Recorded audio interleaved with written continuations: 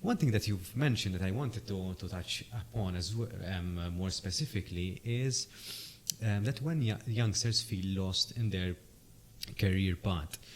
This is something that I've experienced as well. I never dreamt of being in HR, so it's something that I was always to some extent against in a way, because I saw HR as a very rigid role from outside looking in, and I didn't want. It's not my philosophy basically, so I didn't want to be that kind of individual. But there is the heart versus brain debate, and I would say I always advocate this to when I meet young people, that at that age when you're still if you're undecisive what you want to become, just follow your heart. In this situation, your heart will tell you. It's not a situation where you have to find the balance. In this case, I would say follow your heart, and then by time you'll be able to merge the heart and the brain. But if you don't follow if the heart is not content, you will not find peace. So and the world will show you the way. Before we started, we mentioned learning by doing. Yeah. And this is where your heart calls. Sometimes, like when I mentioned in my 20s, I used to think less and do more. And actually, I used to follow, if I had to put it on paper, actually, and rationalize it through and put a plan through, probably I wouldn't have gone. Because Greece wasn't thriving at that time, wasn't really actually a country. It wasn't the UK. Actually, a lot of people were asking me, why Greece? Obviously, I had friends there, I had connections there, so it made it a bit easier. However, it wasn't exactly usually the country one would choose as a career move or for a career growth. So, and I'm glad I did. I had another opportunity to go to Switzerland instead, and maybe my trajectory would have been completely different. However, Greece now is part of my life. I have clients there, I have contacts there, I have friends there, I visit Greece very often. I still know the language, and so it's you never, there's nothing lost. You don't lose anything by doing and going through the experience. So, like you said, Daniel, sometimes you just need to follow your heart.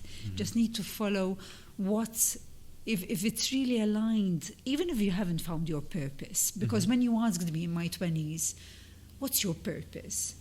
Even though it was a little bit clear where I wanted to go, I never looked beyond 2 or 3 years. And you shouldn't, I think. I was very much like, okay, I want to have fun. I want to have some funds to buy my own clothes, maybe to have a property sometime, at some point, to rent a space.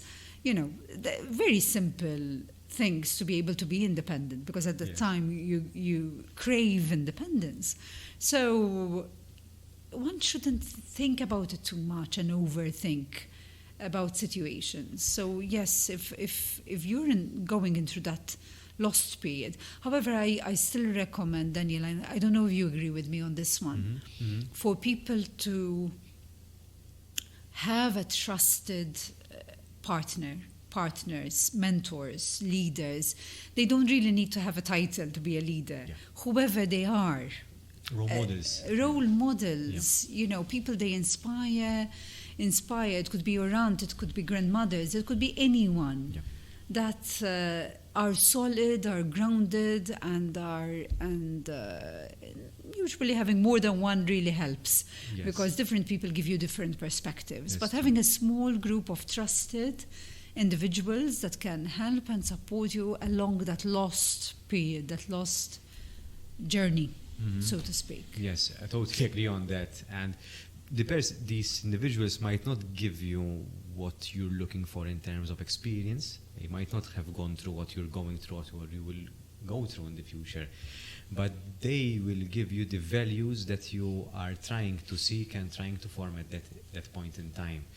And this I'll share a question that I still ask myself today when I'm faced with a difficult decision. I ask myself, before I take this decision, if it goes left or right, will this reflect the individual I want to be in that situation?